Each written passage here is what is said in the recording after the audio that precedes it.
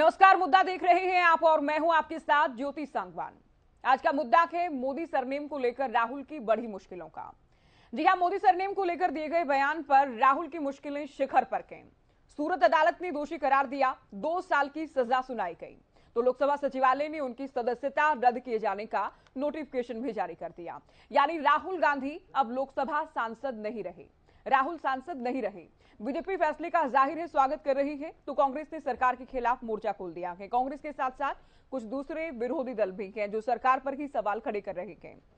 लोकतंत्र की हत्या इसे करार दिया गया है। राहुल गांधी से डर इसे कहा जा रहा है कि सरकार डर गई है। लोकतांत्रिक संस्थाओं के दुरुपयोग जैसे आरोप लगाए जा रहे हैं। साथ ही कांग्रेस का कहना है कि लड़ाई जारी रखेंगे। तो कांग्रेस के अपने दावे हैं, कांग्रेस के अपने आरोप हैं, बीजेपी अपने दावे कर रही है। राहुल की मुश्किलों को लेकर चर्चा करेंगे। बीजेपी और कांग्रेस में छिड़े वार पलटवार को लेकर चर्चा होगी। आरोप प्रत्यारोप को लेकर बात आज मुद्दा जो रखेगा उसमें चर्चा हम करने वाले हैं। आगे की संभावनाएं क्या हैं, आगे के विकल्प क्या हैं, उस पर भी चर्चा होगी। उससे पहले आपको दिखाते हैं और सुनवाते हैं कि दिन भर क्या कुछ हलचल रही इस फैसले के बाद। ऐसे समाज से प्रधानमंत्री आते हैं, इसलिए उस समाज को, जाति को, गरीबी को ताच्छल्य करना, नीचा दिखाना, यह सब सीरीज ऑफ स्टेटमेंट की प्रमाण है। और न्यायपालिका ने उस मानसिकता के खिलाफ जजमेंट दिया, फैसला सुनाया। इसमें समाज को राहत हुई, सुकून मिली। मित्रों, सबको मालूम है भारत की जनप्रतिनिधि कानून 1951 के तहत किसी भी सदस्य को अगर सजा होती है तब उसकी सदस्यता चली जाती है। कि भारत में पहली बार नहीं हुई है। कई विधानसभाओं में और इस लोकसभा में भी कई मान्यवरों की सदस्यता गई है। जब आप जल्दबाजी करते हैं तो गलतियों के ऊपर गलतियां करते हैं, संवैधानिक और कानूनी गलतियां करते हैं। मैं आपको 2-3 उदाहरण देकर अपनी बात खत्म करना चाहता हूं। ये मामला, ये वारदात कोलार कर्नाटक में हुई, 2019 में हुई। उसकी कंप्लेंट कहां दर्ज की गई? सूरत, गुजरात में, 1-2 जगह और भी की गई, बिहार में, रांची में। तो जब ऐसा होता है कि वारदात, फौजदारी वारदात कहीं हुई हो अमुक जगह और फौजदारी वारदात की कंप्लेंट किसी दूसरे प्रदेश में हो, तो कानून विधायिका ने बहुत पहले एक संशोधन द्वारा एक नया प्रावधान बनाया था, कई वर्ष हो गए, जो बाध्य है, जो स्पष्ट है कि जब ऐसा हो तो आपको एक 202 कहते हैं, उसके अंतर्गत एक निरीक्षण परीक्षण करना पड़ेगा, इंक्वायरी करनी पड़ेगी, या तो मजिस्ट्रेट खुद करे या पुलिस द्वारा करे।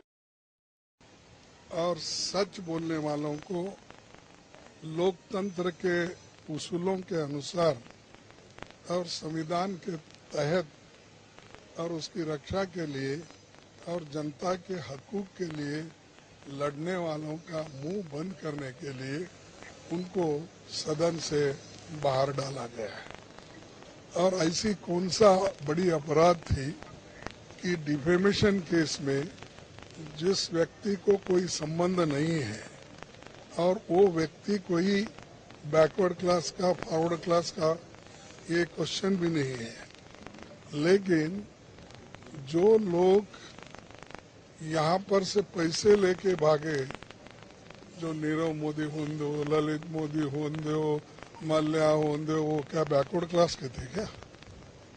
तो ये जब ये ऐसा एक परसेप्शन बना रहे हैं कि राहुल जी बैकवर्ड क्लास के खिलाफ बोले, और राहुल जी जो सच्चाई देश के सामने रखना चाहते थे और रख रहे हैं, वो उनको जच रहा नहीं।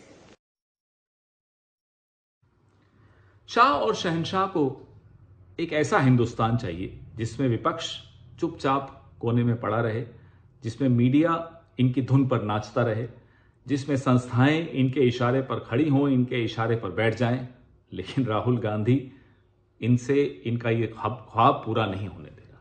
राहुल गांधी सवाल पूछ रहा है, राहुल गांधी कठिन सवाल पूछ रहा है। राहुल गांधी के सवालों का जवाब न शाह के पास है, न शहंशाह के पास है। न उनके किसी और वजीर के पास है। इसलिए सुबह से शाम तक षड्यंत्र रचते हैं कि कैसे राहुल गांधी की आवाज बंद की जाए, कैसे उसे चुप कराया जाए। राहुल गांधी चुप नहीं होने वाला, राहुल गांधी सवाल उठाता रहेगा। इस खूबसूरत मुल्क को बचाने की लड़ाई न कल शुरू हुई न कल खत्म हो जाएगी, ये चलती रहेगी और हम लड़ते रहेंगे, हम सवाल उठाते रहेंगे। हमें हिंदुस्तान से इश्क है और जॉन एलिया कहते थे, यह तो बस सर ही मांगता है मियां, इश्क पर करबला का साया है। हमें हिंदुस्तान से इश्क है, हम सवाल उठाते रहेंगे, आप हमें चुप नहीं। कुछ बयान आपने सुने, वो बयान भी सुनाते हैं जिससे राहुल गांधी की मुश्किलें बढ़ी। उन्हें दोषी पाया गया, उन्हें सजा दी गई और अब सांसद भी नहीं रहे राहुल गांधी। सुने। 20,000 करोड़ रुपए आपकी जेब से निकालकर उसकी जेब में, ಸುಮಾರು 8,000 ಕೋಟಿ ರೂಪಾಯಿಗಳನ್ನ 15,000 ಕೋಟಿ ರೂಪಾಯಿಗಳನ್ನ ನಿಮ್ಮ ಜೇಬಿನಿಂದ ಹಣ ತೆಗೆದುಕೊಂಡು ಹೋಗಿ ದೇಶ ಬಿಟ್ಟು ಪರಾರಿಯಾಗಿದ್ದಾರೆ. मेहुल चौकसी, ಮೆಹುಲ್ ಚೋಕ್ಸಿ ಅವರು ಕೋಟ್ಯಾಂತರ ರೂಪಾಯಿ ಹಣವನ್ನ ಈ ದೇಶದಿಂದ ತೆಗೆದುಕೊಂಡು ಹೋಗಿದ್ದಾರೆ. ललित मोदी, ಲಲಿತ್ ಮೋದಿ ಅವರು ದೇಶದ ಹಣವನ್ನ ತೆಗೆದುಕೊಂಡು ಪರಾರಿಯಾಗಿದ್ದಾರೆ. अच्छा एक छोटा सा सवाल, इन सब के नाम, इन सब चोरों के नाम मोदी मोदी मोदी कैसे हैं? ನಿಮ್ಮ ಮುಂದೆ ಒಂದು ನನ್ನ ಸಣ್ಣ ಪ್ರಶ್ನೆ, ಈ ಎಲ್ಲ ಕಳ್ಳರ ಹೆಸರು ಕೂಡ ಮೋದಿ ಮೋದಿ ಮೋದಿ ಅಂತ ಯಾಕೆ ಬರ್ತಾ ಇದೆ? नीरव मोदी, ललित मोदी, नरेंद्र मोदी, और अभी थोड़ा ढूंढेंगे तो और बहुत सारे मोदी निकलेंगे. तो बयान आपने सुना, दिन भर की हलचल भी हमने आपको दिखाई, लेकिन अब आगे क्या विकल्प हैं राहुल के सामने कानूनी तौर पर, वो भी देखें हम।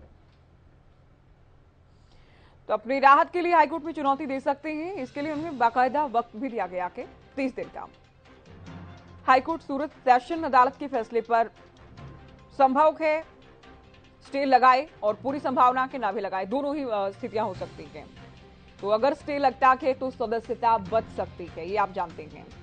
अगर हाईकोर्ट से राहत नहीं मिलती तो जाहिर देश की सबसे बड़ी अदालत का दरवाजा भी राहुल खटखटा सकते हैं, सुप्रीम कोर्ट जा सकते हैं राहुल गांधी।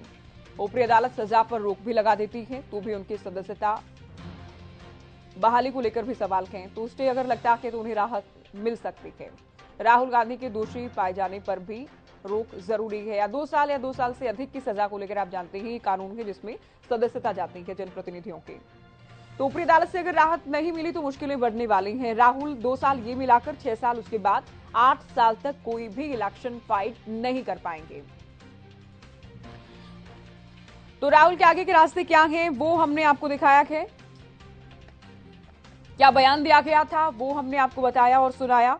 बीजेपी और कांग्रेस क्या कह रही है इस फैसले को लेकर भी, साथ ही सजा को लेकर भी, पूरे घटनाक्रम को लेकर वो भी आप सुन चुके हैं।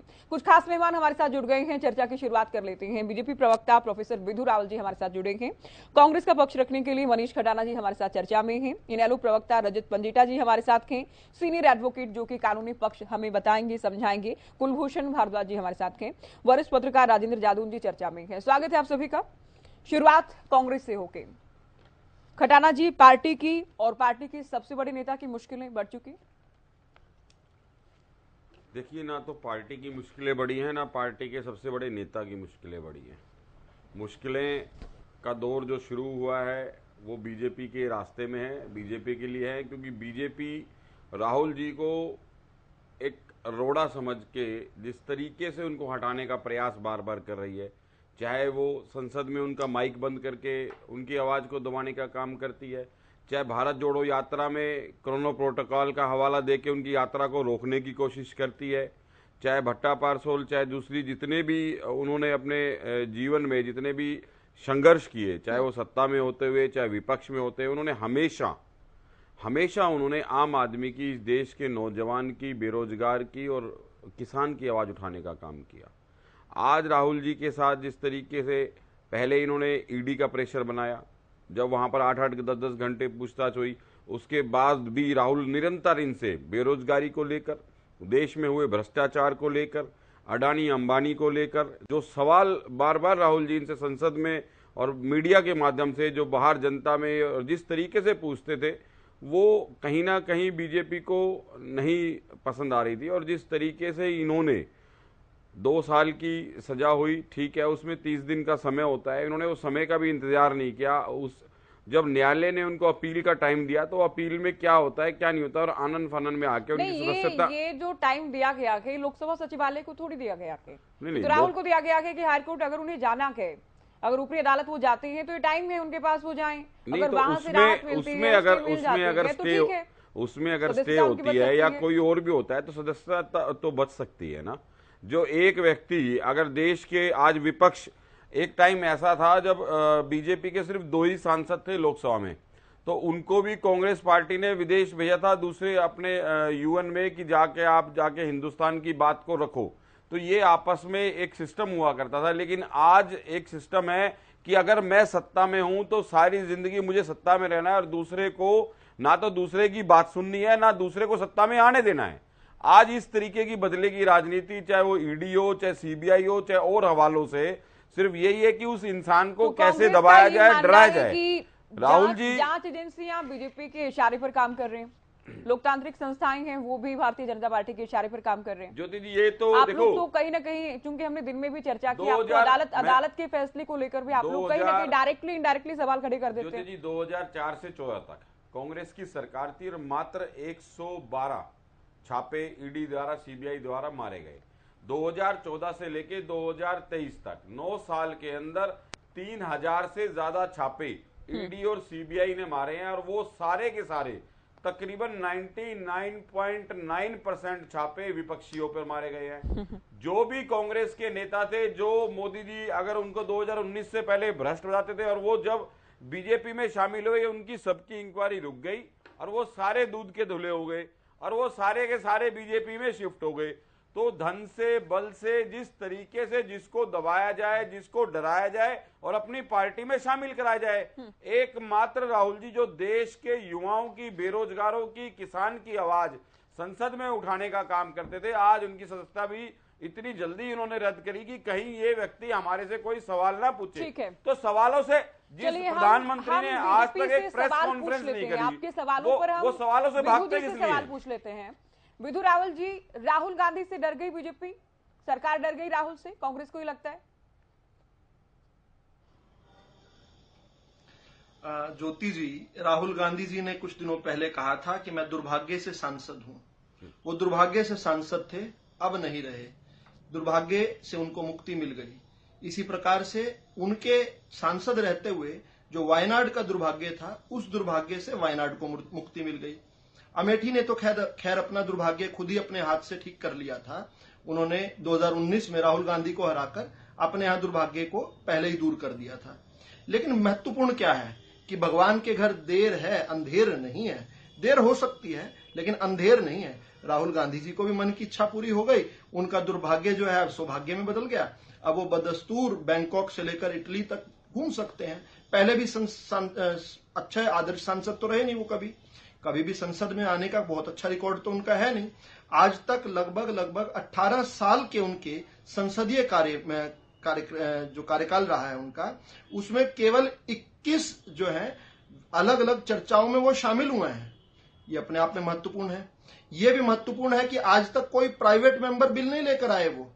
और बिल लाना तो छोड़ो, जब उनकी पार्टी के प्रधानमंत्री थे, देश के प्रधानमंत्री मनमोहन सिंह जी थे, उन्होंने एक ऑर्डिनेंस लाया था जो कैबिनेट में पास किया था। उस ऑर्डिनेंस को उन्होंने खुद ही अपने हाथ से फाड़कर उसको नॉनसेंस बनाकर फाड़ दिया। लेकिन बड़ी अजीब सी बात है कि ये इस प्रकार क्यों चिल्ला रहे हैं। राहुल गांधी को सजा मिल गई, ये देश के लिए नया नहीं है। इससे पहले इनकी दादी जी को जब सजा मिली थी, इंदिरा गांधी जी को, तब भी इसी प्रकार की चिक चिल्लाहट थी। लेकिन एक फर्क आ गया छोटा। जब इंदिरा गांधी जी को 12 जून 1975 को जज जगमोहन लाल जी ने जब सजा दी थी, और सजा दी थी मिस अप्रोप्रिएट ऑफ फंड्स के लिए, उनके इलेक्शन को डिस्क्वालीफाई किया था, उनको 6 साल के लिए चुनाव लड़ने से प्रतिबंधित किया था, उनको प्रधानमंत्री पद तुरंत छोड़ना था, तब भी यही बात थी। तब इन्होंने क्या किया था, देश के ऊपर इमरजेंसी थोप दी थी। आज राहुल गांधी का तो सौभाग्य है ही कि वो अब सांसद नहीं रहे, इस देश का भी सौभाग्य है कि गलती से भी कांग्रेस की सरकार नहीं आई। नहीं तो कांग्रेस की सरकार होती और कोई न्यायालय हिम्मत करके इस खानदान के किसी व्यक्ति को सजा दे दे तो यह देश पर फिर से इमरजेंसी लगा देते। दादी और पोते के बीच में कुछ नहीं बदला है। बदला क्या है, देश की जनता बदल गई, देश की जनता जो है वो आज देश को आगे बढ़ता हुआ देख रही है। देश की जनता देख रही है कि किस प्रकार ये सामंतवादी लोग, ये परिवारवादी, ये स्वामित्व का भाव लेकर, ये जो डायनेस्ट हैं, ये जो फ्यूडलिस्ट लोग हैं, जो एंटाइटलमेंट सोचते हैं, ये सोचते हैं सत्ता पर हमारा जन्मसिद्ध अधिकार है।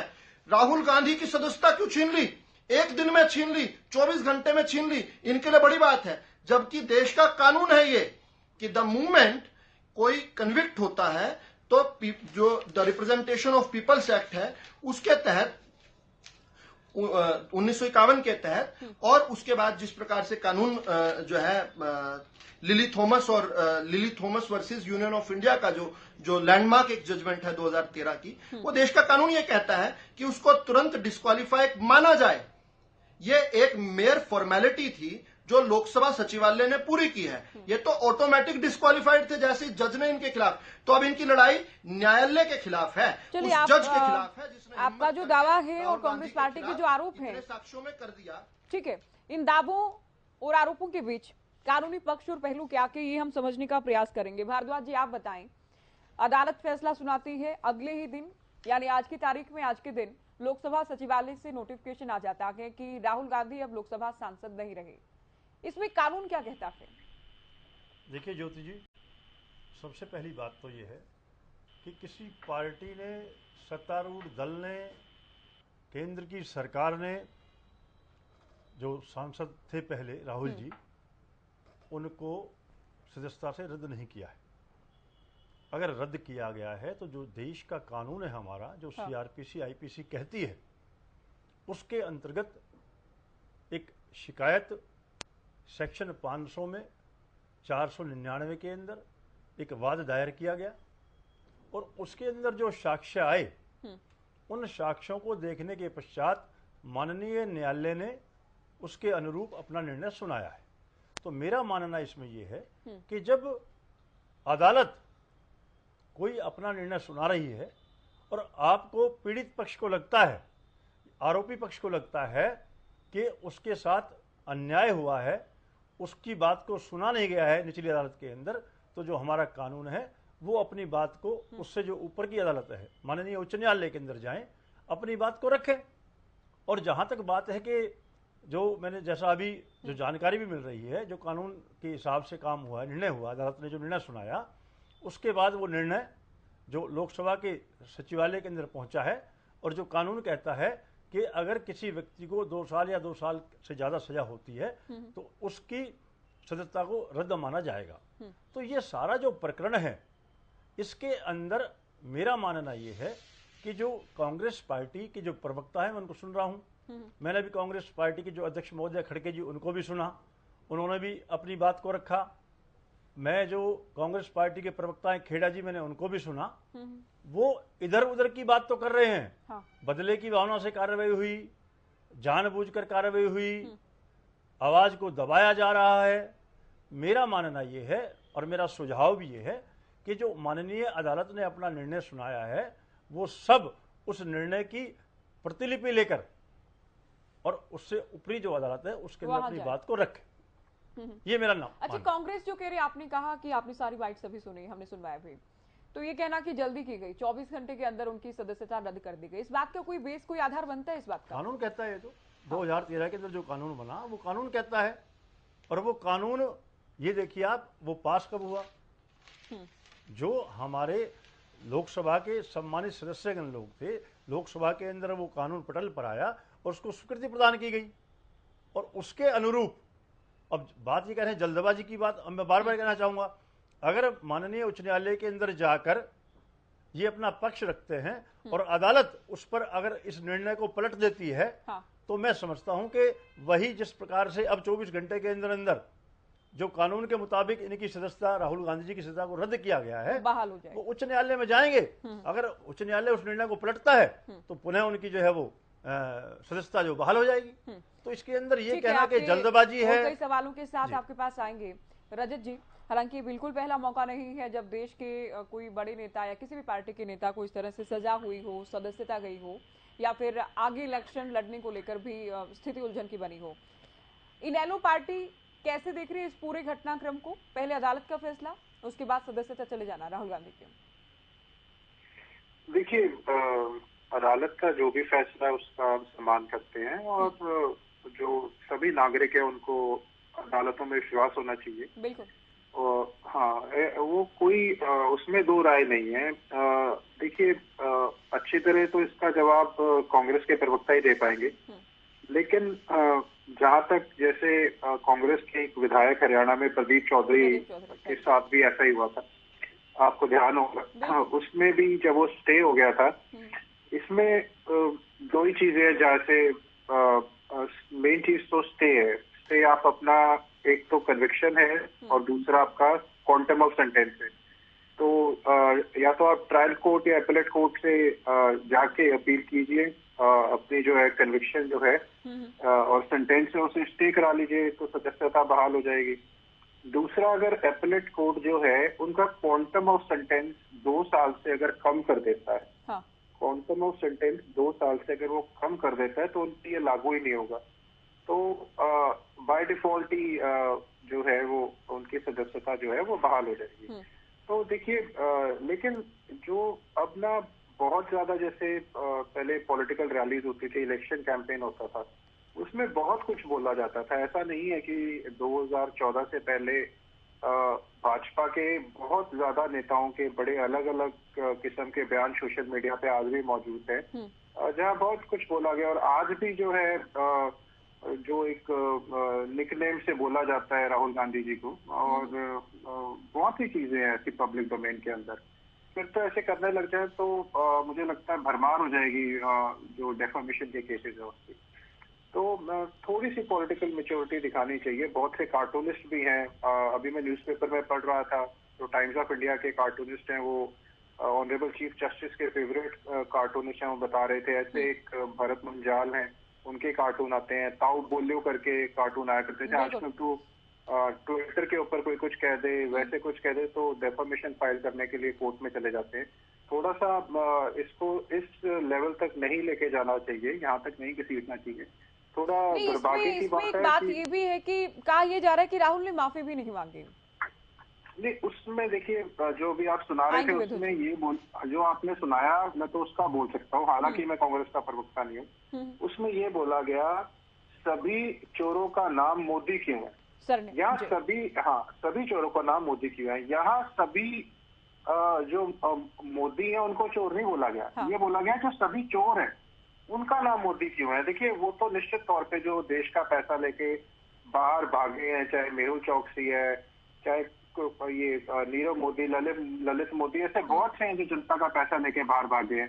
तो थोड़ा सा संदर्भ में सारा का सारा इसको देखने की जरूरत है, अध्ययन करने की जरूरत है। वो तो कांग्रेस और कांग्रेस के जो वकील है वो अच्छी तरह देख पाएंगे, मैं इसमें ज्यादा बात नहीं करना चाहता।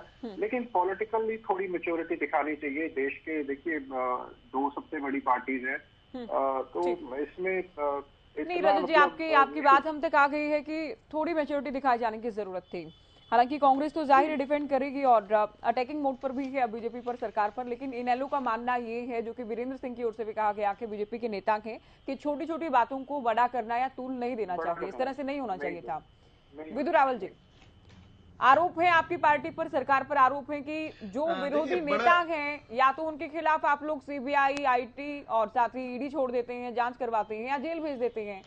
और आज के दिन की बात करें, दिन भर बयानों का दौर जारी था, शायद अब भी बयान चल रहे होंगे, ट्वीट किए जा रहे हैं कि सरकार जानबूझकर अलग अलग संस्थाओं का दुरुपयोग करती है, अपने विरोधी नेताओं को या तो जेल भेजती है या उनके खिलाफ जांच का डर बनाने का प्रयास किया जाता है। क्या उन सारी संस्थाओं में न्यायालय भी शामिल है? क्या न्यायालय को भी ये माना जाए कि ये बीजेपी के इशारे पर चलती है? ये तो जो सरकार में वो ज्यादा अच्छे तरीके से बता सकते हैं। चलिए, नहीं, अदालत देखिए विदु जी, अदालतों को लेकर तो जाहिर नहीं कहा जाएगा, नहीं कहेगा विपक्ष, लेकिन डायरेक्टली इनडायरेक्टली एक ये मैसेज देने का प्रयास रहता है कि जांच को तो अफेक्ट किया जाता है, जांच को प्रभावित कर दिया जाता है। जांच को प्रभावित किया गया है, ऐसी याचिकाएं 178 अलग अलग पार्टियों के, अलग अलग नेताओं के, जो कि बहुत बड़े बड़े इस देश के वकील भी हैं, उन्होंने 178 ऐसी याचिकाएं लगा दी। कोई एक भी फेवरेबल कोई डिसीजन आया हो तो बताएं कहीं पर एक में भी किसी कोर्ट ने थोड़ा जो है लेश मात्र भी कोई संदेह किया हो तो बताएं, कोई जरा सा भी इनके फेवर में जजमेंट आई हो तो बताएं। उल्टा जब कांग्रेस सरकार में थी उस समय 2013 में किस प्रकार से माननीय सुप्रीम कोर्ट ऑफ इंडिया ने सीबीआई को केज्ड पैरेट कहा था, इनके पिंजरे में बंद तोता कहा था। जब से हम आए एक भी कोई एडवर्स इस प्रकार का निर्णय आया तो बताएं। ये कह रहा ये तो जब 4 जजों ने किसी प्रकार से डिबेट में थे मेरे साथ, मनीष जी भी थे, कि इसी सरकार में तो हुआ कि सुप्रीम कोर्ट के जज सामने आते हैं, प्रेस वार्ता करते हैं, वो एलिगेशन लगाते हैं अलग अलग तरह के। ये केवल हालांकि विपक्ष के आरोप, उन्हीं सुप्रीम कोर्ट के जजेस ने उन्हीं सुप्रीम कोर्ट के जजेस के खिलाफ, उनमें से एक के खिलाफ ये इम्पीचमेंट की तैयारी कर रहे थे। उनमें उन्हीं 4 जो जज जो थे जिनको इन्होंने थोड़े दिनों के लिए इनके मैस्कॉट बन गए, जिन्हें इन्होंने घुमाया कि देखिए जी सुप्रीम कोर्ट के जज क्या कह रहे हैं, उन्हीं 4 जजेस के खिलाफ ये समय समय पर खड़े हुए। बाद में पॉइंट ये है कि जब मुझे सूट करेगा, जब मेरी कन्वीनियंस को सूट करेगा, तब एजेंसीज निष्पक्ष हैं। जब मेरे फेवर में डिसीजन आएगा तो कोर्ट ठीक है, जब मेरे फेवर में डिसीजन नहीं आएगा तो कोर्ट गलत है। जब जनता मुझे नहीं चुनेगी तो जनता बुरी हो गई। जिस प्रकार से अमेठी ने चुना नहीं, वायनाड ने चुना, तो वायनाड जाकर क्या बोले राहुल गांधी जी कि भाई नॉर्थ इंडियंस को तो राजनीति आती नहीं, उन्हें तो सेंस ऑफ पॉलिटिक्स है ही नहीं, डेमोक्रेटिक सेंस है ही नहीं। लेकिन मैं इससे महत्वपूर्ण बात कहना चाहता हूं, अभी जो इंडियन नेशनल लोकदल के प्रवक्ता ने कही, उन्होंने कहा थोड़ी मैच्योरिटी दिखानी चाहिए। बिल्कुल मैच्योरिटी दिखानी चाहिए। हम भी विपक्ष में थे, हम विपक्ष में थे तो देश के अंदर जिस प्रकार जब देश पर 1965 का हमला हुआ, स्वयं सेवकों को जाकर कहा गया कि दिल्ली के ट्रैफिक को संभालो, नेहरू जी ने कहा, तो हमने माफी चाहूंगा 1962 के युद्ध में देश के स्वयंसेवकों को कहा गया कि ट्रैफिक संभालो। हमने ट्रैफिक संभाला। 1963 की परेड में नेहरू जी ने हमें बुलाकर हम परेड करवाई एक स्वयंसेवकों की टुकड़ी से। हम जानते हैं कि 1971 के युद्ध में पूरा देश इंदिरा है, ये नारा किसने कहा था? अटल जी ने कहा था। जब पोखरण पहला हुआ 1974 में, अटल जी ने कहा था कि ये मां दुर्गा का स्वरूप है। इस प्रकार का हम कर चुके हैं, लेकिन हमें क्या मिल रहा है? देश के प्रधानमंत्री को कौन सी गंदी बात नहीं कही इन लोगों ने। सोनिया गांधी जी जब गुजरात के मुख्यमंत्री थे तो क्या कह रही थी? जाकर मौत का सौदागर, 2007 की उनकी स्टेटमेंट है, जहर की खेती। पीएम मोदी की अभी लेटेस्ट बात करें तो मल्लिकार्जुन खड़गे जो हैं, अभी गुजरात चुनाव में बोलकर आए कि वो उनकी तो रावण से तुलना कर दी, बोले सो सुर हैं। मधुसूदन मिस्त्री कहते हैं 2022 में ही कि मोदी को औकात दिखा देंगे। झारखंड के कांग्रेस नेता सुबोध कांत सहाय कहते हैं कि हिटलर की मौत मरेगा। महाराष्ट्र के कांग्रेस नेता शेख हुसैन कहते हैं मोदी को कुत्ते की मौत मारने की धमकी दी है। रणदीप सुरजेवाला हरियाणा के ही हैं, वो कहते हैं बंदर जैसा है प्रधानमंत्री, बंदर जैसा, सबसे क्रूर प्रधानमंत्री। गौरव वल्लभ जो कांग्रेस के जो है स्पोक्स पर्सन रहे, वो कहते हैं रंगा बिल्ला। मणिशंकर अय्यर ने तो हद पार कर चुके हैं। मणिशंकर अय्यर ने क्या कुछ नहीं कहा? नीच, कातिल, सांप, बिच्छू, गंदा आदमी, पागल कुत्ता देश के प्रधानमंत्री को कहा। तो गंगू तेली कहा, और इनके और नेताओं ने क्या कुछ नहीं कहा? रंगा बिल्ला, बंदर। मुद्दा देख रहे हैं, अब दर्शक ये सोचेंगे कि सारे बयान से राहुल को जिस तरह से जेल भेजा गया, जाहिर है ये कानूनी मामला है, कानूनी प्रक्रिया है। फिर ये कहा जाना कि राहुल से डर है, तब उनके खिलाफ जांच होती है, और भी बहुत सारे मामले हैं जो डर की कांग्रेस इस बात को स्थापित करने का प्रयास कर रही है कि राहुल से डर गई है सरकार। देखिए, कहीं पर तो अंत लगाना होगा इस बदजबानी पर, कहीं पर तो रोक लगानी पड़ेगी। क्या इस प्रकार देश के प्रधानमंत्री को क्या इस प्रकार से बार बार बोला जा सकता था? लेकिन चलो छोड़ो, प्रधानमंत्री ने तो कह दिया। राहुल गांधी कह रहे थे कि प्रधानमंत्री को लाठियों से पीटेंगे, ये रैली में कह रहे हैं। चौकीदार चोर है जिसके लेकर उन्हें कान पकड़कर माफी मांगनी पड़ी कोर्ट में। कोर्ट ने तब भी इनको कहा था, तब भी इनको वार्न किया था कि आप जबान संभाल के रखा कीजिए। इन्होंने वहां किया, अगले महीने आकर ये वाला बयान दे दिया। अब एक पूरी कम्युनिटी को, बैकवर्ड कम्युनिटी को, पिछड़े वर्ग को पूरे का पूरे को आप चोर कहने लगोगे, या ये कहोगे कि सारे चोर जो हैं वो पिछड़े वर्ग से ही आते हैं, वो एक ही वर्ग से आते हैं, ये बड़ा गलत है। कोई तो रोक लगाए। और मैं आज डेमोक्रेसी की, न्यायालय की, न्यायपालिका की आज बहुत बड़ी जीत कहता हूं। ये लोग, इन्हें हजम नहीं हो रहा। ये सोचकर आए थे कि एक ये परिवार तो केवल राज करने के लिए है, ये महलों में रहने वाला परिवार। आज कोर्ट ने जिस प्रकार से आकर क्रैकडाउन किया और कोर्ट ने ये लैंडमार्क जजमेंट दिया, अब कोई भी वाड्रा गांधी आकर खड़े होकर इस प्रकार से मुंह खोलकर देश के प्रधानमंत्री, देश की संस्थाएं, देश के लोकतंत्र, देश के न्यायालय, देश की सेना और देश को जाकर मैं चर्चा देश में को बदनाम नहीं कर पाएगा। मैं कहता हूं ये एक बहुत बड़ा डिटेरेंट रहेगा। मनीष जी, दोनों ही स्थिति है। अगर स्टे लगता है, अगर वहां से राहत मिल पाती है ऊपरी अदालत से, तो ठीक है, राहुल की सदस्यता बहाल होगी, आगे भी इलेक्शन फाइट करने की कंडीशन में होंगे। लेकिन दुर्भाग्यपूर्ण आपकी पार्टी के लिए अगर ऐसा नहीं होता है तो कांग्रेस की मुश्किलें आगामी चुनाव में, उससे भी अगले चुनाव में बढ़ने वाली हैं, क्योंकि पार्टी का चेहरा है राहुल गांधी, और 8 साल तक तो ये ख्वाब छोड़ना होगा, सपना छोड़ना होगा कि प्रधानमंत्री उन्हें बनना है, क्योंकि उनके कार्यकर्ता, उनके चाहने वाले उन्हें देखना चाहते हैं। देखिए ज्योति जी, ना तो राहुल जी का एक ख्वाब है कि वो प्रधानमंत्री बने। अगर प्रधानमंत्री बनना होता तो 10 साल यूपीए की सरकार में वो कभी भी प्रधानमंत्री बन सकते थे।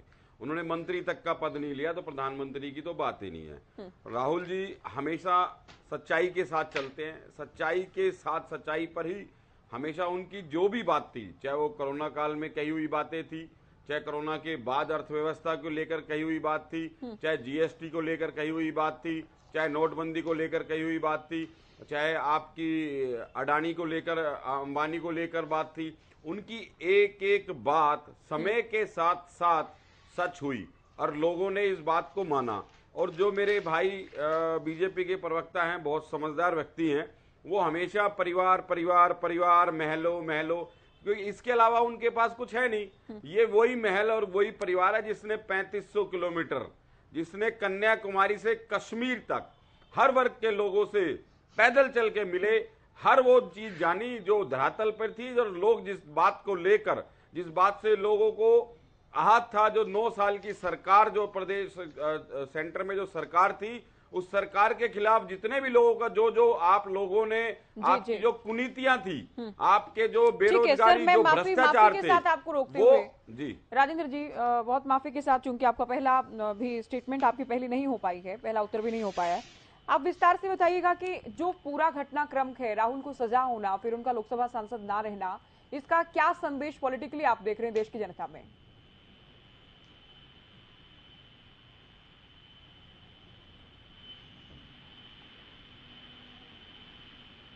जाधवन साहब, आप सुन पा रहे हैं? हेलो जी, हाँ जी, क्या मैसेज आप देख रहे हैं जो कुछ हुआ? इसमें सारे मामले में तो कोर्ट ने फैसला किया, सजा हुई, उसके अकॉर्डिंगली सदस्यता रद्द कर दी गई, ये तो कानूनी और संवैधानिक प्रावधान के अनुसार हो गया। लेकिन इस केस ने एक नई बहस को जन्म दिया है कि आखिर में राजनीति में जब आप प्रचार के दौरान होते हैं, राजनीति के एक अखाड़े में होते हैं, तब आपको किस तरह की भाषा का इस्तेमाल करना है, ये कॉमन पॉलिसी होनी चाहिए। हाँ। ये न केवल राहुल गांधी या कांग्रेस के लिए हो, बल्कि सभी राजनीतिक दलों के लिए एक आचार संहिता होनी चाहिए, एक सीमा होनी चाहिए, क्योंकि चुनाव आयोग तो कुछ नहीं कर पाता। चुनाव आयोग तो कुछ समय के लिए प्रचार पर रोक लगा देता है, कुछ और टेम्परेरी उपाय करता है, और उससे कुछ नहीं, कुछ कोड ऑफ कंडक्ट के वायोलेशन भी बहुत सारे होते हैं, लेकिन प्रॉपर तरीके से कुछ नहीं हो पाता। तो ये बैठ के सारे राजनीतिक दलों को ये तय करना चाहिए कि राजनीति के अखाड़े में किस तरह की भाषा का इस्तेमाल करना चाहिए। ऐसा नहीं कि राहुल गांधी ने ये कहा और इस तरह की भाषाएं और दलों के नेता भी इस तरह की भाषाओं का इस्तेमाल करते रहे। कहीं राहुल गांधी को शहजादा भी कहा गया है, राहुल गांधी को पप्पू भी कहा जाता रहा है, ये सारी बातें चलती रही हैं। सवाल ये है कि राजनीतिक दल नीति सिद्धांतों की बात करें, एक दूसरे की पर्सनैलिटी पर क्यों बात करें, या पार्टी की पूरी नीतियों की बात करें, क्या मान रहे हैं कि आने वाले जिम्मेदारियों की बात करें, आने वाले समय में पार्टी के शासन में ये भ्रष्टाचार रहा, ये स्थितियां हैं, ये है। अब आप अगर उसको व्यक्तिगत इंडिविजुअलाइज करके उसको वैयक्तिक रूप देते हैं, तो फिर इस तरह की समस्याएं खड़ी होती हैं। तो सवाल ये है कि इस पर एक बहस होनी चाहिए। अब कोर्ट ने ये जिस तरह का बयान राहुल गांधी ने दिया, उसको मानहानि का केस माना और कानून के फ्रेम में लेकर एक सजा सुना दी, तो सजा के अनुसार तो सजा सुनाते ही सदस्यता रद्द होनी है, और कोर्ट अगर उसमें कुछ राहत देता है तो सदस्यता बहाल भी हो सकती है। ऐसे कई उदाहरण हो गए। हरियाणा में हो गया, कालका से विधायक प्रदीप चौधरी के मामले में हुआ, उनकी सदस्यता रद्द हुई, और जब हाई कोर्ट ने उनकी दोष सिद्धि को स्टे कर दिया तो सदस्यता बहाल हो गई। मध्य प्रदेश और गुजरात में भी ऐसे उदाहरण हुए। तो ये देखने की बात है कि ये इस तरह की जो कार्रवाई है और इस तरह की भाषा को लेकर जो भी कोर्ट में हुआ है और जिस तरह का भी फैसला आया है, ये सिर्फ एक पर्टिकुलर राहुल गांधी के मामले में ही क्यों, ये सभी दलों के लिए होना चाहिए। उनको मिल बैठ के एक आचार संहिता बनाना चाहिए कि वो आलोचना एक दूसरे की किस हद तक जाकर कर सकते हैं। जी मनीष कटाना जी, अब आप बात पूरी कीजिएगा। बहुत सारे लोग ऐसे हैं नेता जिनको सजा हुई, सदस्यता गई, तो कांग्रेस को इतना दर्द क्यों, कांग्रेस को इतनी पीड़ा क्यों कि आप लोग सड़कों पर आ जाते हैं, प्रदर्शन करना शुरू कर देते हैं? क्योंकि जो हुआ वो तो कानूनी प्रक्रिया के तहत हुआ। के पीड़ा इस बात की नहीं कि कोर्ट ने क्या फैसला किया, पीड़ा इस बात की नहीं कि उनकी सदस्यता रद्द कर दी गई, पीड़ा इस बात की है कि एक व्यक्ति जो भारतीय जनता पार्टी से लगातार निरंतर एक सवाल पूछता है, चाहे वो राफेल घोटाले को लेकर सवाल पूछे, चाहे देश में बढ़ती बेरोजगारी को लेकर सवाल पूछे, चाहे भ्रष्टाचार को लेकर सवाल पूछे, चाहे कोरोना मुश्किलें बढ़ी थी ना राहुल गांधी की अपने मैं आपकी बात को मान रहा हूं, चाहे कोरोना काल को लेकर सवाल पूछे, चाहे अडानी को लेकर, जेपीसी को लेकर सवाल पूछे, तो क्या भारतीय जनता पार्टी से सवाल पूछने का अधिकार संविधान हमारे को देता है या नहीं देता? और जो चुने हुए जनप्रतिनिधि लोकसभा के सांसद हैं, जब सांसद में वहां पर माइक अगर म्यूट कर दिया जाए, उनको बोलने का समय ना दिया जाए, उनकी बात ही नहीं सुनी जाए, तो जिन लोगों ने इन विपक्ष के सांसदों को चुन के भेजा है, तो वहां पर उनका जाने का जो इतने पैसे वहां खर्च होते हैं उस सदन की कार्रवाई के लिए, क्या उसका वास्तव में कोई यूज है? अगर 8-8, 10-10 घंटे आप किसी आदमी को ईडी में बिठाते हो, वो आपसे नहीं डरता, उसके बाद भी वो आपसे सवाल करता है। जब आप उसकी भारत जोड़ो यात्रा चलती है तो आप उसको रोकने का काम करते हो, आप कोरोना काल का हवाला देते हो। जब वो आपसे वहां नहीं रुकता तो आप उसको न्यायालय से समन दिला के उसको 2 साल की कराते हो, फिर आप उसकी सदस्यता रद्द करने का काम करते हो। जो हुआ, तो ये क्या सरकार ने करवाया, ये कह गए आप? जितनी भी ज्योति जी, ये सारा जो प्रकरण है ना, वो एक चीज को बिल्कुल साफ, जो मेरे भाई कह रहे हैं कि भगवान के घर देर है, आपने तो ये कह दिया कि अदालत से करवाते हो, अदालत से समन करवाते हो, वहां से फैसला बिल्कुल कहीं ना कहीं इसमें बीजेपी का हाथ है, ये 100% है। अब आपको ये लग रहा है कि देश में अदालतें जो फैसले ले रही है वो बीजेपी करवा रही है? देखिए, जो मेरे भाई बोल रहे थे कि फलाने ने ये बोला, फलाने ने ये बोला, तो मोदी जी ने भी कहा बेटी बचाओ बेटी पढ़ाओ। आप मेरा सवाल छोड़कर आगे मत जाइए। एक सांसद ने कहा गोली मारो सालों को। तो ऐसी बहुत सारी विवादित बयान है जो बीजेपी के नेताओं ने दिया। तो ये मैं ये कह रही हूँ कि ये बीजेपी के दफ्तर से आया फैसला थोड़ी है, सूरत अदालत ने दिया है फैसला। अदालत और अगर आप ये कह रहे हैं, आप एक बार तो कह गए, उसके बाद आप पॉइंट पर नहीं आ रहे हैं। मैं पॉइंट पे तो आप ये कह रहे हैं कि भारतीय जनता पार्टी डिसाइड करती है कि अदालत क्या फैसला देगी या अदालत को क्या फैसला देना चाहिए। अदालत ने जो फैसला दिया है वो उस बयान को पूरी तरीके से नहीं सुना। उसमें जो उनका कहने का तात्पर्य था, ना वो किसी वर्ग को कहना चाह रहे थे, ना जो मेरे भाई बार बार ओबीसी, तो आप लोग कानूनी लड़ाई लड़ते ना वहां पर, आप लोगों ने लाइटली लिया इसे, जो हमेशा एक राजनीति को इसमें डालने की कोशिश कर रहे हैं, वो उनका कहने का मतलब नहीं था। उनके कहने का मतलब ये था कि जितने भी मोदी हैं, ये जो भारत देश का जो पैसा है जो चोरी करके जो भाग रहे हैं, इसमें ऐसा क्यों, उसमें एक क्वेश्चन मार्क था। ठीक है, उन्होंने एक क्वेश्चन मार्क लगाया था।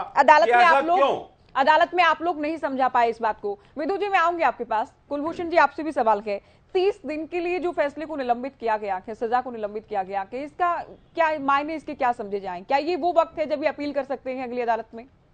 देखिए, किसी भी केस के अंदर जब अदालत किसी को सजा सुनाती है या कोई अपना और कोई निर्णय सुनाती है, तो उसके लिए कानून के अंदर प्रावधान है कि 30 दिन के अंदर अंदर वो अपने उस अदालत के जो फैसला आया है उस फैसले के खिलाफ ऊपरी अदालत के अंदर जाकर अपील कर सकते हैं। तो ये जो 30 दिन का जो प्रक्रिया है, ये इसीलिए है कि अगर अदालत के निर्णय से आप संतुष्ट नहीं है, अगर आपको लगता है कि आपकी बात को नहीं सुना गया है, अगर आपको लगता है कि आप जो कहना चाह रहे थे, आपके जो भाव थे वो ऐसे नहीं थे, ऐसे थे, जैसा कि अभी खराना जी कह रहे हैं, तो अगर अदालत ने उन बातों को अनदेखा किया है तो आप अपील में जाएं और अपील में जाकर माननीय उच्च न्यायालय के समक्ष अपनी बात को रखें कि निचली अदालत ने मेरी बात को कहने का तात्पर्य यह था, इसका अर्थ ये निकलता था, जो भी कुछ है वो अदालत को संतुष्ट करें।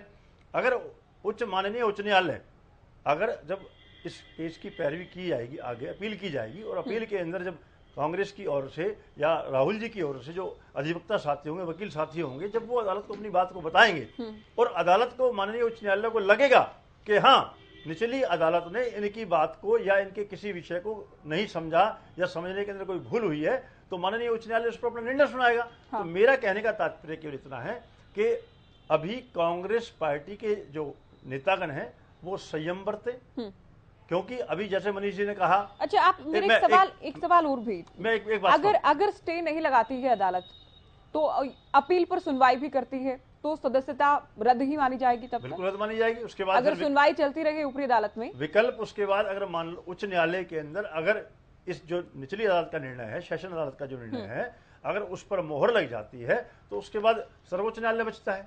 ये जाए सर्वोच्च न्यायालय पर अपनी बात को कहे। अभी मैं मनीष जी को सुन रहा था और अभी कांग्रेस के सभी साथियों को भी मैं सुन रहा था।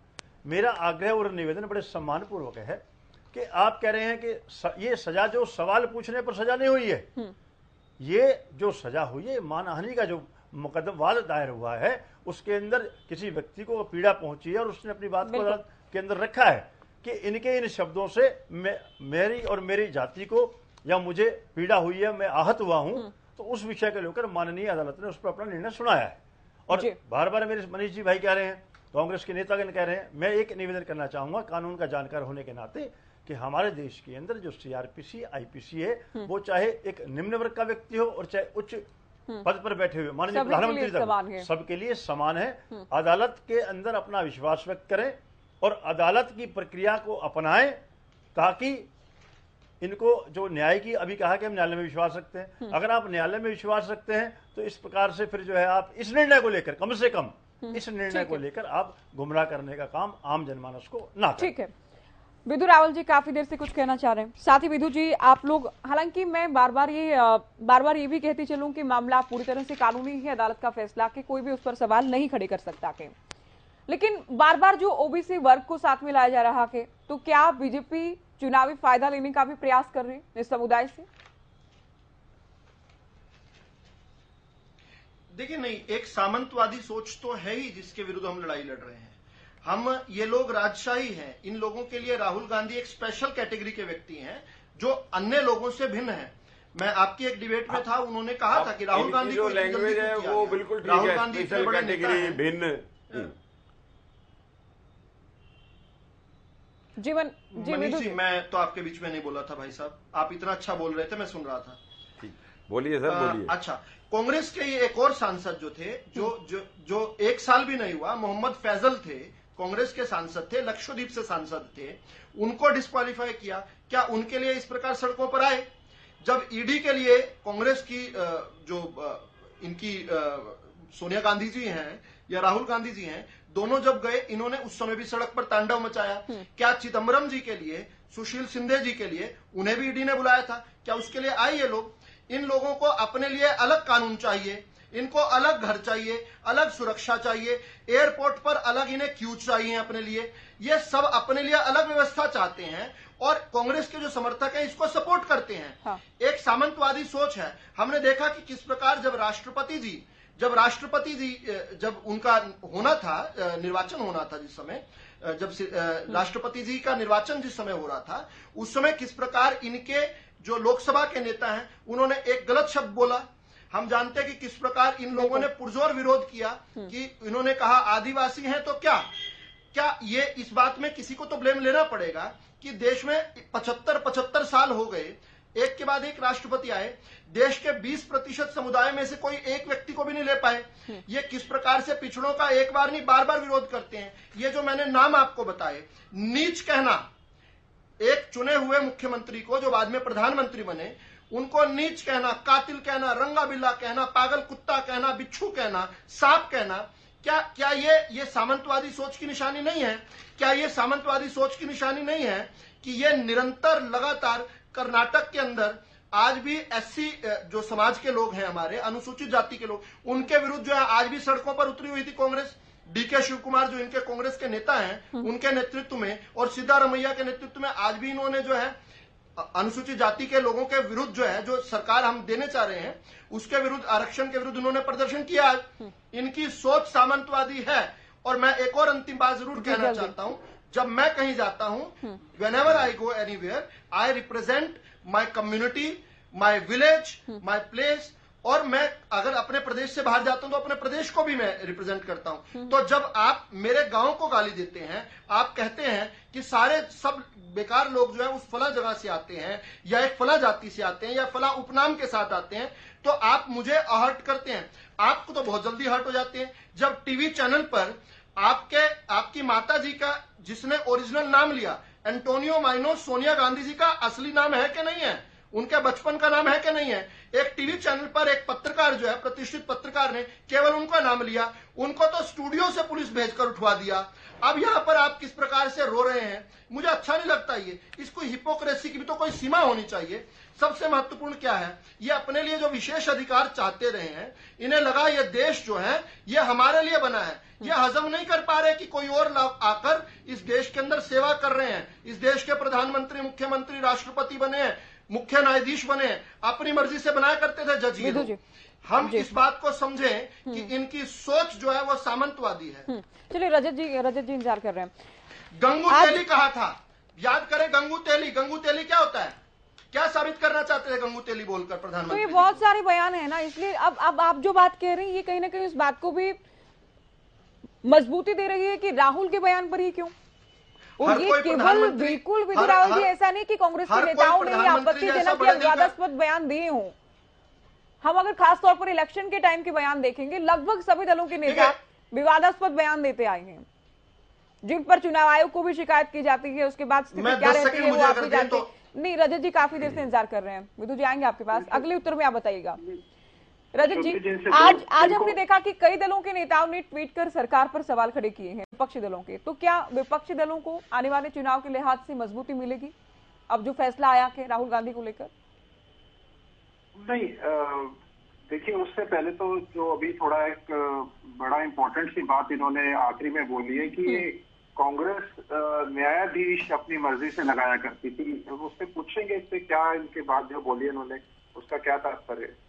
भाजपा के प्रवक्ता ने भी एक बात बोली, मैं बता देता हूँ। अभी साथ पूछें या अभी पूछ लीजिए, अभी पूछें विदु जी। इमरजेंसी के दौरान जब देश पर इमरजेंसी लगाई हुई थी श्रीमती इंदिरा गांधी जी ने, तो चीफ जस्टिस ऑफ इंडिया जो है वो इन्होंने 3 जजेस को सुपरसीड करके बनाया था। मैं एग्जैक्ट नाम भी आपको बता देता हूं। ऐसा ही नहीं, कांग्रेस ने अपने एक एमएलए को जज बना दिया और फिर उसके बाद उसी व्यक्ति को जज से हटाकर अपने राज्यसभा का सांसद बना दिया। फिर उसके बाद उसी व्यक्ति को बाद में फिर दोबारा जज बना दिया।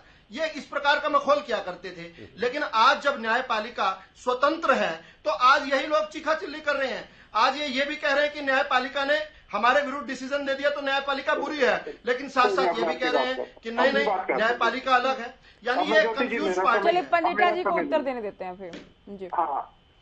ठीक है, ऐसा नहीं है कि जो मेरा जवाब मिल गया ना पंडिता जी? हाँ बिल्कुल, ऐसा नहीं है कि इस सरकार में जो पूर्व न्यायाधीश रहे हैं वो राज्यसभा में नहीं भेजे गए हैं। ऐसा नहीं है कि बहुत से जो पूर्व लेकिन राज्यसभा में भेजने के बाद फिर से जज बनाया गया, इस बात को लेकर कह रहे हैं? नहीं, वो तो चलो मैं थोड़ा क्योंकि वो बहुत लंबी चौड़ी बात जुडिशरी के ऊपर कर रहे थे और मैं अपने मुंह से कुछ बोलना नहीं चाह रहा था और मैं उनके मुंह से कुछ ऐसी बातें सुनना चाह रहा था जो जनता तक पहुंचे जुडिशरी को लेके। ऐसा नहीं है कि पूर्व न्यायाधीश राज्यसभा में सरकार ने नहीं भेजे। ऐसा नहीं है कि काफी पूर्व न्यायाधीश जो है उन्होंने न्यायाधीशों के ऊपर या उनके फैसलों के ऊपर अपनी आपत्ति ना जताई हो या असहमति ना जताई हो। देखिए ये कोर्ट्स बनी इसीलिए है क्योंकि अगर हमें जस्टिस एक ही कोर्ट से मिल जाएगा तो हम जिसको लगता है कि हम मेरे साथ इनजस्टिस हुआ है वो फिर एपलेट कोर्ट में जाता है, बिल्कुल हाई कोर्ट में जाता है, सुप्रीम कोर्ट में जाता है। तो उनको लगता होगा ना कि हमारे साथ जस्टिस नहीं हुआ, तभी ये कोर्ट्स बनी है। अब मैं इनकी बात पे आता हूँ जो ओबीसी वाली बात इन्होंने कह दी। देखिए जो मोदी है वो 0.00 जो सेंट्रल लिस्ट है ना ओबीसी की, उसमें 5013 जातियां हैं जो 2006 के हिसाब से जो national commission of backward class है उसके अंतरिक्त आती हैं। तो आप सभी की सभी 5013 का ठेका ना लीजिए। ये सिर्फ एक मोदी जो नाम को लेके सारी की सारी बात हुई है जो बहुत ही ज्यादातर तो मुझे लगता है केवल गुजरात में है, पूरे देश भर में बहुत कम है। तो आप प्लीज उसको ओबीसी का एक पॉलिटिकल माइलेज लेने की कोशिश ना कीजिए, वो अच्छा नहीं है क्योंकि बहुत सी अन्य जातियों के साथ बहुत देखिए रजत जी, अगर इनकी संख्या कम है, हालांकि जातिगत आंकड़े तो इस पे क्या ही बात करें, लेकिन अगर इनकी संख्या कम है आपके मुताबिक तो ठीक है, इनको चुनावी फायदा कम मिल जाएगा। लेकिन अगर किसी एक भी व्यक्ति की सेल्फ रिस्पेक्ट आहत होती है, किसी की मानहानि होती है, तो उसको हम कम नहीं आंक सकते हैं। अगर मोदी सरनेम की लोगों की जी किसी ने कहा ही नहीं करती जी, किसी ने कहा ही नहीं, वो तो वो इशू अलग है ना। अगर केवल अगर नहीं पॉलिटिकल माइलेज कम मिल जाएगी बीजेपी को, लेकिन ऐसा नहीं कि मोदी सरनेम के लोगों की अगर भावनाएं आहत हुई है, मानहानि हुई तो हम उसे कम आंके, ऐसा नहीं हो सकता ना। तो आप सिर्फ संख्या के आधार पर कैसे कह सकते हैं? आप सिर्फ जो वर्ड के इस्तेमाल हुआ है ना, ये तो पूरी ओबीसी को बीच में ले लिया इन्होंने। इन्होंने तो अहीर भी ले लिया या अपना कुमार भी ले लिए, तो सारी जातियां 5013 जातियों की थोड़ी ना ये एक तरीके से भावनाएं आहत हो गई है। केवल एक मोदी को लेके जो आपत्ति जताई गई है, सबकी भावनाएं आहत हुई हैं, सबकी हुई वो आप तो मेरी भी कर लीजिए, बीच में ज्योति जी की भी कर लीजिए, सभी की आहत हो गई थी क्या? ये आपका पर्सपेक्टिव होता है, आपका नैरेटिव हो सकता है, ये ऐसी कोई बात नहीं है।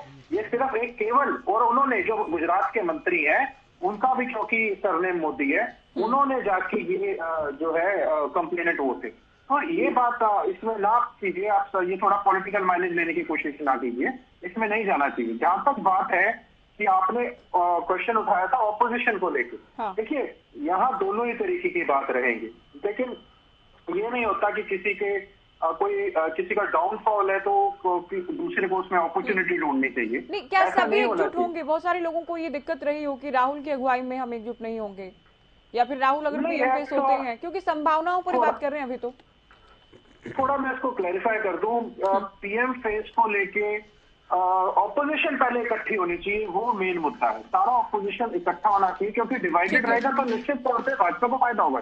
जी मैं आपको चैनल पे कहता हूँ, हमें, क्योंकि अगर आपको भाजपा से लड़ना आपको इकट्ठा होना ही पड़ेगा। इसमें कोई पहले एनडीए बनी है, यूपीए बनी है, ऐसा नहीं पहली बारी होगा, लेकिन हमें इसमें कोई कांग्रेस आए, सारी पार्टीज को आपसी मनोमुटाव, अभी देख लीजिए अखिलेश यादव जी हैं उत्तर प्रदेश में, उनका अच्छा सकते था, ममता बनर्जी है वेस्ट बंगाल में, उनका वो भी पीएम फेस हो सकती है। वो तो देखिए, अगर कांग्रेस को है ना, हमें तो कोई आपत्ति नहीं है, हमें तो पहले ये है कि आप अपना पूरा ऑपोजिशन डिवाइडेड फ्रंट ना रहे, इकट्ठा होता है, उसमें आम आदमी पार्टी भी है। सभी को एक ये दूर की सोच तो सोचनी पड़ेगी ना। आज आम आदमी पार्टी कहती है, मैंने कई प्रवक्ता सुने हैं, वो टीवी पे बैठ के ये कहते हैं कि कांग्रेस का विकल्प आम आदमी पार्टी। अरे उत्तर प्रदेश में आपकी एमएलए एक नहीं, वेस्ट बंगाल में आपका कोई लेना देना नहीं, जहां से सबसे ज्यादा एमपी आते हैं, कर्नाटका में आपका कुछ नहीं, गुजरात में आप अभी रजत जी, आप लोग भी तो तीसरे मोर्चे की बात करते हैं एक विधायक लेकर। नहीं, हम तो राजनीति में बात करने का तो सबको अधिकार है। हम तो तीसरे मोर्चे की नहीं, फर्स्ट फ्रंट की बात करते हैं। हम तीसरा मोर्चा नहीं चाहते, हम लगता है महागठबंधन बने, एक अच्छा मजबूत विकल्प हो। ठीक है सर। जादौन साहब, राहुल गांधी देखिए भारत जोड़ो यात्रा निकालते हैं, दावा होता है कि उनकी स्वीकार्यता बढ़ी है, वो एक मैच्योर लीडर के तौर पर स्वीकार्य हो गए हैं। उसके बाद लंदन में दिए गए बयान को लेकर मुश्किलें बढ़ी, और अब अदालत का फैसला, और अब सांसद भी नहीं रहे, क्या कहेंगे? अब देखिए, ऐसा है कि अगर विपक्ष में है और विपक्ष की भूमिका में है, तो कोई भी जो सत्ता है वो ये नहीं चाहती कि कोई नेता जो है उसको लगातार चुनौती देता रहे, उसकी आलोचना करता रहे। तो स्वाभाविक है कि कुछ तो कार्रवाइयां हो रही हैं, कुछ सख्त हो रही हैं, सख्तियां हो रही हैं, और विपक्ष का काम संघर्ष करना ही है। और संघर्ष के जरिए सत्ता के जो मनमाना रवैया है उसको नियंत्रित करना भी विपक्ष का ही काम है। अब सवाल यह है कि राहुल गांधी ने भारत जोड़ो यात्रा निकाली, तो वो तो ठीक है, वो तो उनका एक लोकतांत्रिक अधिकार है कि वो निकाल सकते हैं, और वो आलोचना कर रहे हैं कि कहीं हमें रोका जा रहा है, टोका जा रहा है, बोलने का अवसर नहीं मिल रहा, तो वो कहने का अधिकार भी है। बात यही है कि राजनीति में जो आप नैरेटिव क्रिएट करते हैं, संभाषण पैदा करते हैं, उसकी भाषा क्या हो, उसके कंटेंट्स क्या क्या हो, ये चुनाव आयोग को तय करना चाहिए। नहीं, ये चलता ही रहेगा, एक दूसरे पर आक्षेप लगाते रहेंगे, कीचड़ उछाल खूब चलती है, और व्यक्तिगत स्तर पर आ जाते हैं। व्यक्तिगत स्तर पर कहने की क्या जरूरत है? राहुल गांधी ये भी कह सकते थे कि बैंकिंग सिस्टम ठीक नहीं है, इसलिए लोग लूट रहे हैं बैंकों को, और लूट के भाग रहे हैं, विदेश जा रहे हैं। मोदी टर्म इस्तेमाल करने की जरूरत ही क्या थी? ठीक है सर। और ये बैंकिंग सिस्टम इस रिजिम में खराब है। बिल्कुल, देखिए बयान तो सोच समझ कर देने ही चाहिए, उम्मीद करती है जनता। विदु राहुल समझ के देने चाहिए। ये चुनाव आयोग को ठीक है, कोई भाषा का कोड भी तैयार करना चाहिए। बिल्कुल। कुछ लोग ये भी समझ रहे हैं, इस बात को मान रहे हैं कि राहुल गांधी के पास खोने को कोई बहुत ज्यादा कुछ था नहीं, अब एक बड़े नेता बन जाएंगे, एक इंतजार की बात की सही, लोग ये भी उम्मीद कर रहे हैं। हाँ, तो ये तो है, ये अगर सैद्धांतिक अगर आप करते हैं, अगर तो बड़े नेता की बात है, इस तरह तो राहुल गांधी, मुझसे सवाल है जी, बोलिए। देखिए, अगर बड़े नेता की बात है तो राहुल गांधी जी ने एबीसी ऑफ इंडियन पॉलिटिक्स पूरा किया उन्होंने। राहुल पॉलिटिक्स की एबीसी क्या है? अब apology in supreme court of India, किस प्रकार उन्होंने रफेल के बारे में झूठ फैलाया और उसके बाद कान पकड़कर लिखित में माफी मांगी सुप्रीम कोर्ट में।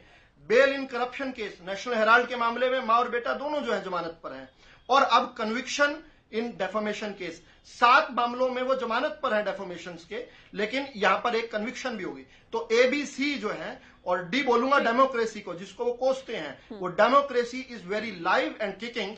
और एक शायर ने जो है कालजाई शेर इनके लिए कहा था कि लहजे में बदजुबानी चेहरे पर नकाब लिए फिरते हैं, खुद के बही खाते बिगड़े हुए हैं, वो मेरा हिसाब लिए फिरते हैं। किस प्रकार से आज एक बदजुबानी पर रोक लगी है। आपकी डिबेट अपने आप में उदाहरण है कितने अच्छे तरीके से हुई है। मुझे लगता है इस प्रकार के डिसीजंस और आने लगे तो इस प्रकार के बदजुबान लोग जो हैं वो विधानसभा में, लोकसभा में और रैलियों में गलत बोलना बंद करेंगे, डिबेट्स भी अच्छी होने लगेंगी। ठीक है, आप सभी का बहुत शुक्रिया, आप लोगों ने टाइम दिया, वक्त दिया, और हमने चर्चा की। आज के मुद्दा जो रहा राहुल गांधी से जुड़ा रहा। क्या राहुल की मुश्किलें बढ़ने जा रही हैं? अगली अदालत से, ऊपरी अदालत से क्या राहत मिलती है, नहीं मिलती है, आगे क्या हालात रहते हैं और क्या कुछ कानूनी विकल्प उनके सामने है, इसे लेकर चर्चा की। फिलहाल दीजिए इजाजत, नमस्कार।